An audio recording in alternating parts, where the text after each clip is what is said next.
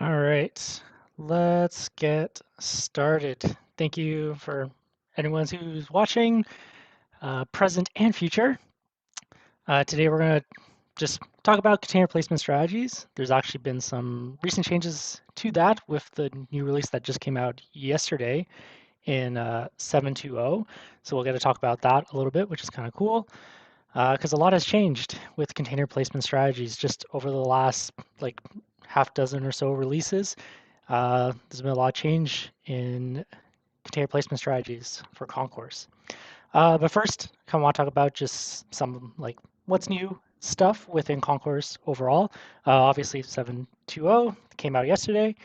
I also want to kind of call out some of the changes that I think we did this before, but all the RFCs are now up on the front page. So you can see everything that's currently open, the reactions to them and such.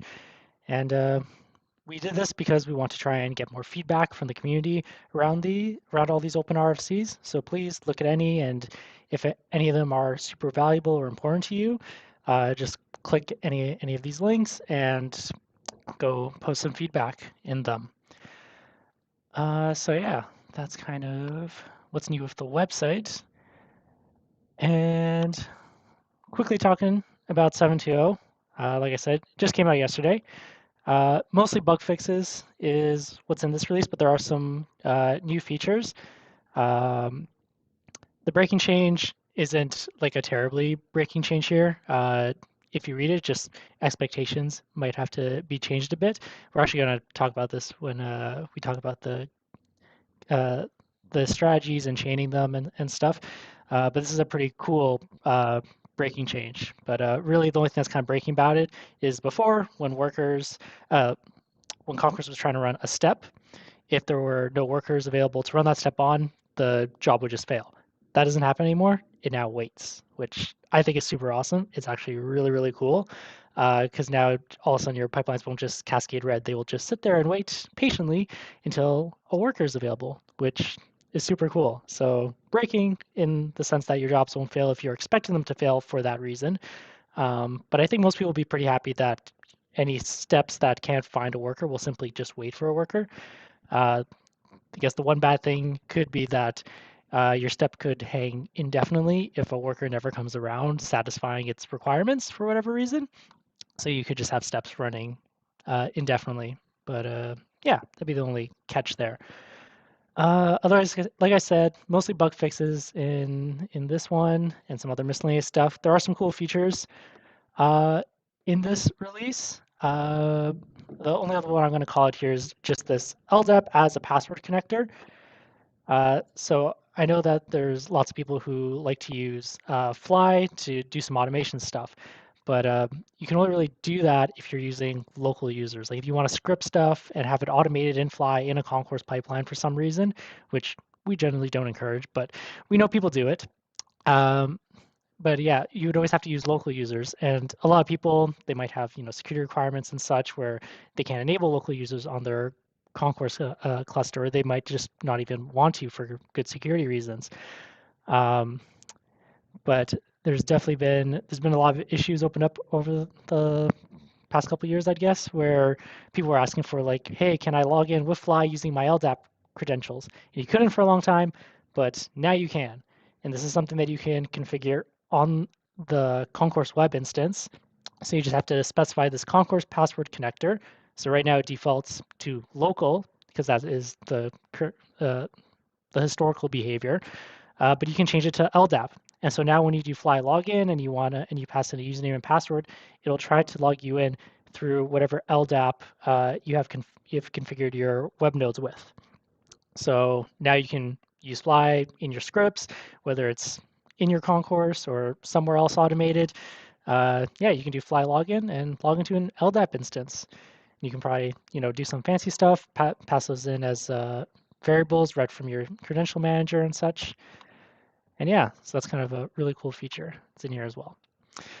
But all right, that's enough about the new stuff and all the stuff that just came out. Now I want to talk about container placement strategies. So I guess first, historically, Um, there's only really been just one container placement strategy for quite a long time. I think all the way up until version 5 was until a second one, or there might have been two. I might get my history wrong here, but basically, for a long time, it was mostly just like random and volume locality. There might have been a third, but I can't remember what that one was.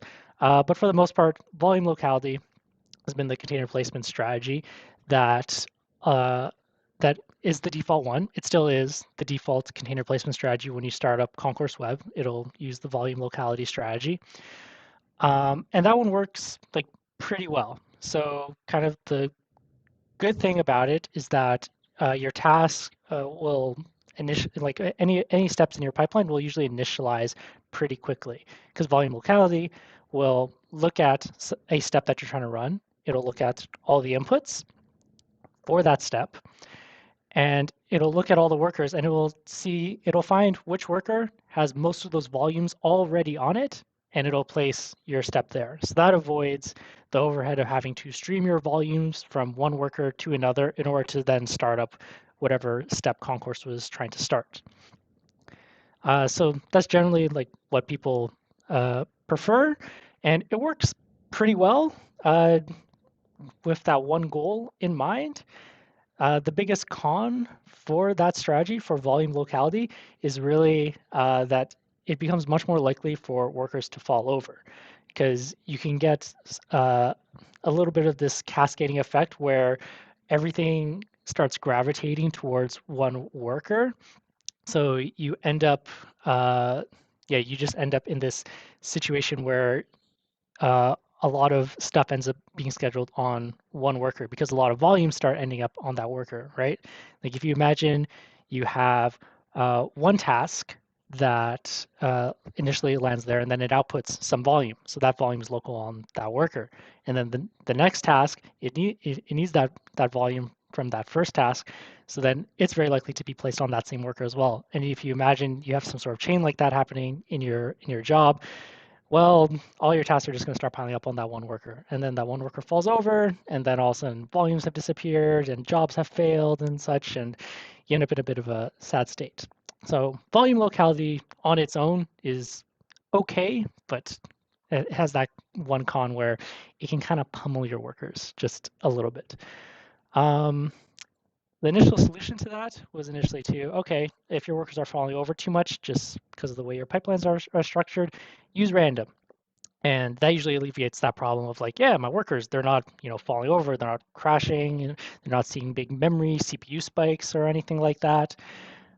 So it makes uh, it makes the Concourse workers happy in that sense. They're not being overloaded. The con then is that you'll probably see a bunch of your uh, steps take a bit longer to initialize because now there is volume streaming because you don't know where the step is going to land. So it goes on some worker. Maybe it has one or two of its volumes there. Maybe all of its volumes were there. Uh, Most of the time, probably not. So then, depending how large your volumes is, those all have to be streamed from one worker to another. And that's always a two-hop operation as well. They always have to go from the worker to the web and then to another worker. So that's kind of the con there with yeah, with the random one. So now there are actually like a whole bunch of new container placement strategies, and on their own, they are all pretty cool, but they do get a lot more interesting with the strategy chaining that you can now do as well. But maybe I'll kind of go through what all these like newer container placement strategies are. Some of them have already been around for a couple versions, so you might be like, Taylor, this is old news. And yeah, I know it's old news, but if people are new to Concourse, they may not know about them, or they might be looking for these solutions right now. So that's kind of why I want to talk about these and explain them. Uh, so the first one actually that got introduced, I think, was this one called Limit Active Tasks. So this one, it added some metrics as well, actually, but essentially what it does is it keeps track of how many tasks are running on each worker, and it'll increment and decrement that as tasks start and finish on various workers. And basically, its goal is to make sure that workers don't have too many tasks running on them. So this strategy comes with one configuration option, and that's you can configure uh, max tasks per worker. So yeah, and this is just a blanket thing. So this is and this is actually kind of a con that carries over to a lot of the strategies. A lot of the strategies assume that all your workers are the same size, and maybe they are, maybe they aren't.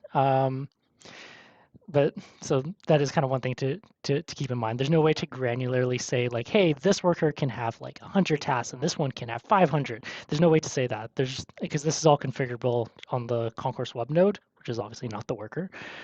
Um, so yeah, so you can configure just like one global max task per worker. So you can configure that to something, or if you're crazy, you can set it to 0 and that's unlimited. Um, but yeah, so you can set max tasks per worker, and then Concourse will make sure that it won't schedule a given task on a worker. If you only set this as your only strategy, this is effectively random with this one extra caveat of it won't schedule anything on a worker that has too many tasks. Um, so yeah, it's effectively on its own, it's just random plus an extra check. Another thing to keep in mind, it does not apply to only task steps. It does affect the scheduling of all your other steps, so like your put, get, and check steps. Those ones, so it doesn't stop those from getting scheduled, but it'll look at all the workers, find the one with the fewest tasks, and it'll pick that to schedule your put, get, and check steps on. Uh, and I guess actually one difference behavior-wise with it is for your task steps, um, what what actually happens here, and again, this will change a bit, but with its initial implementation, actually, I can't remember if it was the initial implementation or if it was PR'd after, but basically, within the first few iterations, the task step would actually wait if for some reason all the workers were past their max active tasks per worker. Uh, a task would sit there and it would wait for a worker to become available. So that was how it would currently behave. As I mentioned, I think near the beginning, all steps now do that, and we'll do a little demo of that actually because it's kind of cool and it's pretty quick and easy to demo. FileMaster isn't just random. It first worker if you're after test. Cool. Thank you for the clarification, Aiden. Appreciate that. So yeah, so limit active tasks without a max task per worker isn't just random. It refers worker if you are active tasks first. Cool. All right.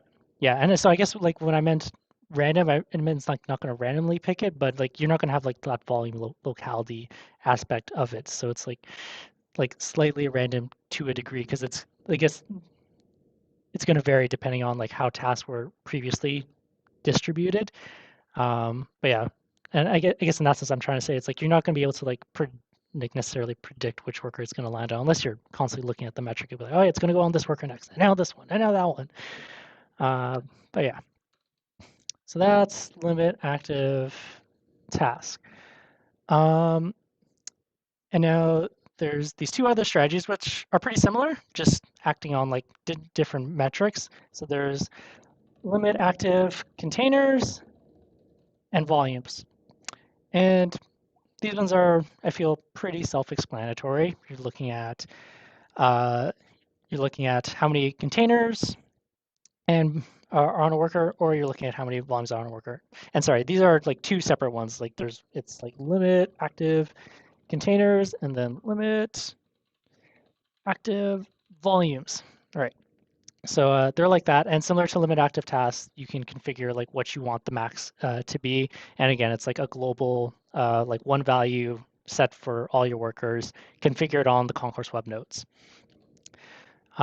So yeah, I think those two are pretty self-explanatory. So if it sees a worker that already has too many containers, it won't schedule. Steps won't be scheduled on that particular worker, and same for volumes. And then the last strategy, the last container placement strategy here is fewest build containers. And yeah, fewest build containers. So this one, so not like limit active, it's not like limit active containers, right? It's about selecting the worker that has the fewest containers on it, essentially. So it's going to look at all the workers. So there's no configuration for this one for fewest build containers. It's just essentially nudging the behavior of container placement in a specific direction to, hey, try and pick the worker that has the fewest containers on it. So nothing about like max containers when we're talking specifically about this one strategy. It's just focusing on like find the worker that has the fewest build containers on it and run my step on there, run my task step, run my put step, or whatever it happens to be that needs to be scheduled. So, so those are all the container placement strategies. That's yeah, six of them there. Yeah, the other ones I guess I didn't write down was like the random one and yeah, and volume, locality. Yeah. So yeah, so those are all the container placement strategies. So obviously, like setting just one of those, like just one as your only container placement strategy, like they kind of have like their pros and cons, right? Like they don't like each of them on their own. It's like they kind of help prevent overloading, but not in like a super uh like encompassing way, I guess is what I'm trying to say. Like they're only looking at one metric, right? And there's many more metrics that you could use to judge whether you want to put something on a worker, right? It could be volumes if you're more concerned about disk space. It could be containers if you're worried about uh, like just memory and CPU hitting max on your worker. It all depends, right? If you're really worried about like, hey, I just want things to start fast, you'll pick volume locality, right? So this is kind of where being able to now chain container placement strategies together is really, really cool, actually. Uh, because now you can have all these different strategies work together to come to hopefully a better worker selection. And yeah, when it comes to the container placement strategies, you can like have as many as you want in your container placement strategy chain. Again, it's just something you configure on the web node. Uh, I'm pretty sure it's the exact same. Oh wait, sorry, I see stuff in the chat, but my chat on my one window stopped working. Okay, cool. There's a question there. I'll answer that in a second. Um, but yeah, where was I going? Oh yeah, the chaining strategies together. So yeah, you can like yeah, chain one, two, three, however many you want in any order you want as well. I think in our documentation, there at the very bottom, we list out like a sample one. That's probably like a pretty good one to start. And I think the general idea is kind of to actually have like pick some of these like limit ones to filter out workers that are already in like a somewhat overloaded state, and then finish off with like volume locality. So if there are like some workers, try and pick the one that at least has the most volumes as your final one after filtering out um, ones that are potentially overloaded. So general strategy is all strats uh, that filter out overloaded workers, and then uh, choose remaining based on volume locality. So that's probably a good general strategy to try and build your chain around. And actually, yeah, if we just like even just look at the documentation, if we just go here, I search for chaining placement strategies right there. Yeah, right here. So you can see the one we recommend, or like the one that we provide here as an example is like, do you limit active containers, limit active volumes? Probably actually doesn't matter which one you do first because both of these kind of act as filtering strategies. Like they will just uh, they will eliminate workers that have more than like whatever max they're configured for. And then you can do like volume locality. And if for some reason, oh yeah, so they ended with fewest build container strategy as another way to break a tie. If for some reason you end up with like two workers and they both have the same volumes, um, you could then yeah finish off with that one, which is even better. A nice little touch at the end. Just pick the one that's probably least likely to be even more overloaded. But yeah, and these are the environment variables that you would configure on your Concourse web nodes. So what was the question here from Pedro? Quick question. If limit active task covers get put task checks, how does it differ from limit active containers? Doesn't get put check tasks each run in one container? Yeah. So each of those steps are running in a container. Like everything in Concourse is running in a container. All the step types are running in a container of some sort. Uh, yeah. So if limit active tasks cover, yeah. So the difference is in what's being tracked, right? So with limit active tasks, kind of the assumption that you have with that strategy is that your tasks are generally more CPU and memory intensive than your checks or your puts or even your gets. Because typically, uh, checks, puts, and gets, those resource-based steps, those ones are usually like generally fast operations, not very CPU intensive. They're not doing a lot of stuff in memory, is typically the case. Maybe it's different for you, but generally that's how most resources behave. They're usually like pretty snappy, right? Like a check should happen like pretty quick, like in like less than a second, a couple seconds, something like that, right? Because it's usually just getting some very light metadata information. Um, but something like a task is probably where you're running something heavy. It's where you're going to be running like your unit test, or maybe you're like yeah doing some like Docker Compose in there or something, right? So now you're running all these processes and they're going to be consuming memory and CPU. So that's kind of why limit active task came around, with a recognition that tasks are usually much more resource intensive compared to all the other ones. Limit active containers is yeah just a bit more general in a sense. Uh, and yeah, some good stuff there from Alex as well. Test an earlier method. Yep.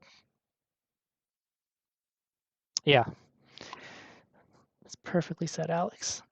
So yeah, good question though, because I know it can be a little confusing until you start trying to dig into some of this stuff.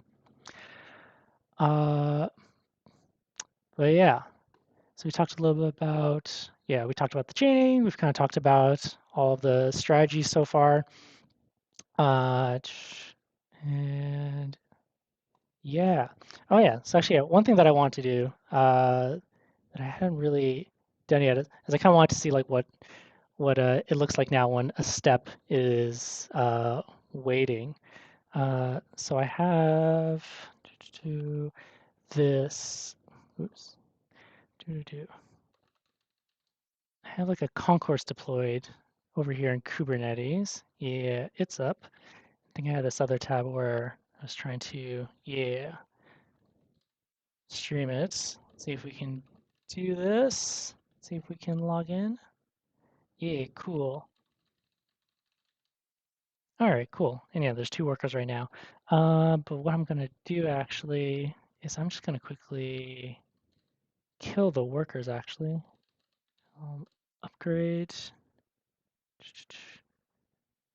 I'm just gonna bring the workers down to 0. So we'll have a web instance and then just kind of want to see like, hey, the step waits and then see that it actually like continues going.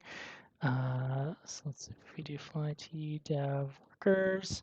All right, cool. Workers are already gone. So let's try setting a pipeline. We've got a pipeline in here. This is just a pipeline actually from the Concourse repo. You can see the path there. It's under that Top Gun folder. So let's see. So we've got that. And if we go over here, gotta log in real quick. Test. Oh, it's gonna mess up because I didn't say external URL. Just gotta change that to localhost. No, don't save my localhost password. Let's unpause that. Oh, I think Kubernetes. Ah, forwarding's breaking down. All right, there we go. There we go. Cool. So if we stop a job now, if we start a job now, and there's no workers, let's see what happens. So it's going to be doing this image fetching stuff, which means it's going to be waiting on the image fetching step, which is pretty cool. No suitable workers found. Waiting for worker. And it's happening on a check step. That's pretty cool. Look at that. So it's just going to hang around and wait. And if we change this back to 2, we do Helm upgrade and bring back those workers.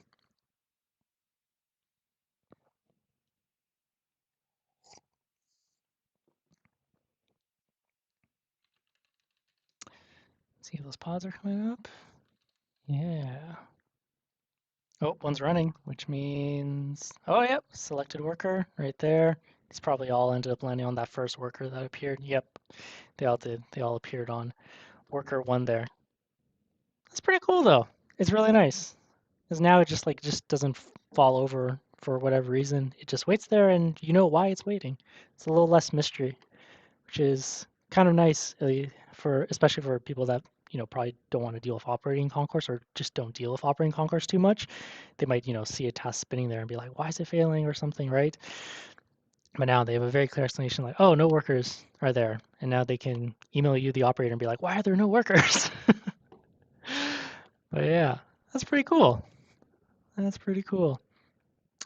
Oh yeah, Aiden. Yeah, true. I meant to do that, but yeah, shout out to Multi-Mac for implementing that. It's so cool. It feels like one of those things that should have been in there a long time ago, but you know it's simple, kind of falls off our roadmap or whatever, and no one ends up doing it. But super awesome. We've all of this stuff with container placement strategies has actually been like 100% like community driven effort. Like we, the core team that work for VMware, uh, I don't think we've done like not much honestly when it comes to any of this stuff. Like all the PRs have all been coming from the community, which has been just super cool to see. Like all these strategies have just been contributed from other people, and it's nice because it's definitely in general, container placement strategies have definitely been like it's something we the core team haven't wanted to work on too much because it kind of felt like we were building something like Kubernetes, like we were building a container orchestrator, and we don't want to do that. We want to make a really cool workflow automation tool. Um, but obviously, the other side of that is kind of like, well, not having good container placement strategies does uh, kind of result in like somewhat poor experience for users, especially if workers are overloading a bunch, right? Now you're like trying to like design your pipelines, being like, okay, I got to make sure I don't kill my workers somehow, right? So maybe you started doing weird stuff with like tagging your workers in certain ways, with like small and large and such. But hopefully with like these strategies, hopefully people don't have to do as much of that stuff anymore. There might still be a place for things like that, tagging workers and making sure certain steps go on certain workers. There's definitely still tons of use cases for that outside of just making sure your workers don't get overloaded. Um, but yeah, hopefully like with like chaining, container placement strategies and stuff, it'll be a lot easier to actually uh, set up a concourse and not have all its workers suddenly die at once.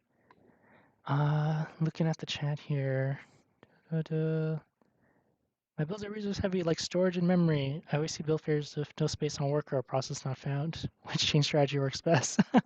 I don't know if you just jumped inside or not, but would probably just like experiment probably with this one as a starting point and tweak it from there. Set up metrics with your Concourse web instances and workers if you haven't already. 'Cause that's always a good way to get an idea of like what exactly is happening on your cluster. Just set up metrics and track them. But yeah, not sure if people have any other questions or anything. I'll look at the chat for a little while, but I think I've said most of what I wanted to say about the container placement strategies and the current state of the world as of Concourse 7.2.0. If people have any other questions, I'll give it a few seconds.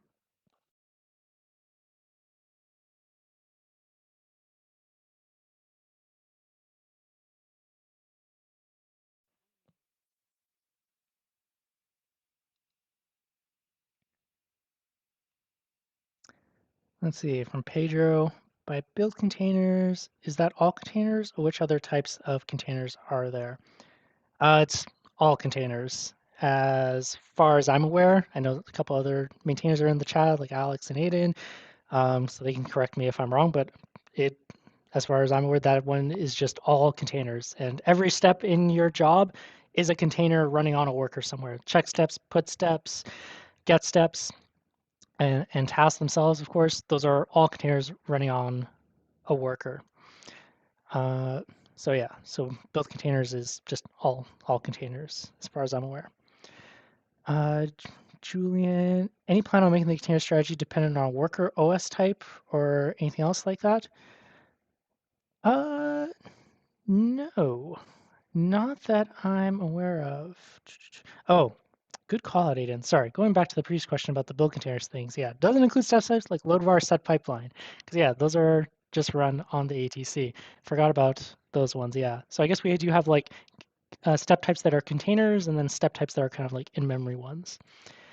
Um, but yeah, so container strategy depending on worker OS type. I haven't seen any discussion around that, honestly.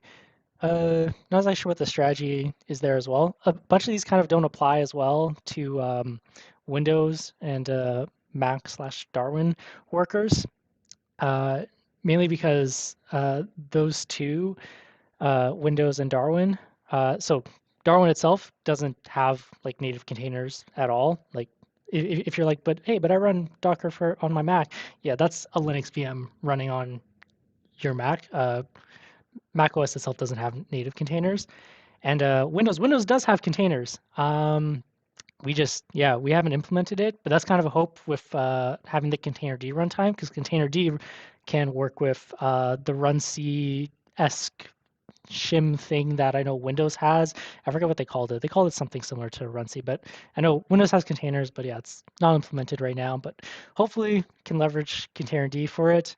Um, but it'd be really cool if people from the community could help along with some of that stuff as well. I know like generally just on our team, um, like all of us are just using Mac machines and are very much more Linux focused. But if there are people out there who have some strong motivation and have a lot of Windows workloads, it'd be pretty cool to get some help on that.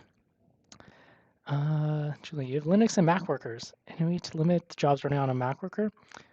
So I stated this previously, but so this is kind of one of the cons with like all the strategies in general, and just the way that we uh, do worker selection in Concourse is that all the decision making happens on the web, and all the configurations for all of the the container placement strategies right now are just like a global one setting. So you can set like max active tasks per worker, and that's the setting for all the workers. There's no way to set it like on a per worker basis.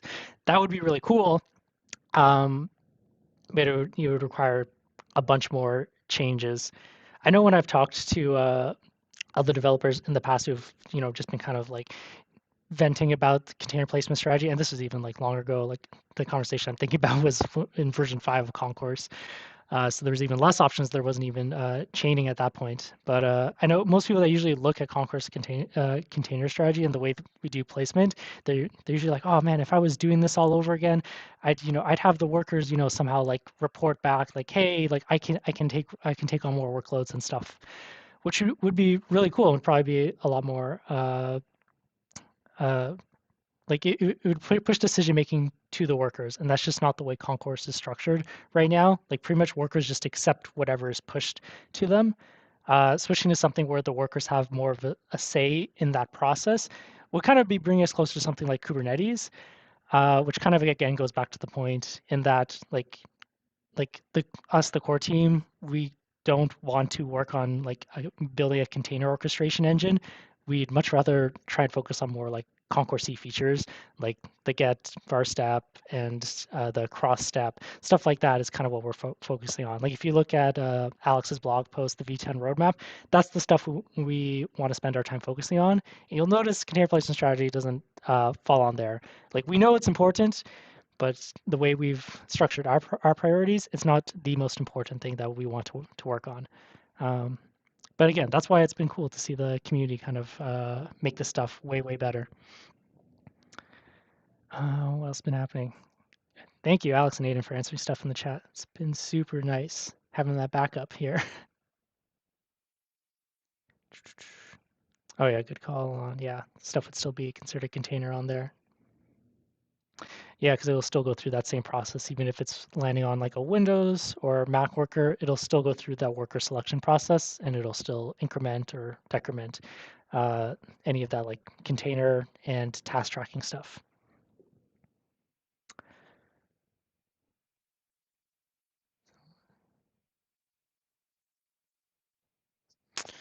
Yeah, Julie. So yeah, you're right to that problem I was describing, where it's like, yeah, your workers have like different resources, but yeah, the way the strategies are lined up right now, there's no way to be able to say like this one takes this much work and this one can take this much work. There isn't a nice way of saying that right now. But that's kind of what we're hoping, like using Kubernetes as a runtime would work really well for that stuff, because Kubernetes does have a much more like has a much more sophisticated container placement strategy than Concourse does. So we hope to we plan to work on a Kubernetes runtime this year, and the hope is that being able to just like point your Concourse at like a Kubernetes cluster and have all the workloads go there, and like Kubernetes figure out like, hey, can I run this thing right now or not? Um, Hoping that'll just result in a much easier time for operators and not having to deal with even thinking too much about what the container placement strategy is. So Kubernetes is pretty good at telling you if it can run something or not. Uh, any other questions from folks in the chat? It's been good questions so far.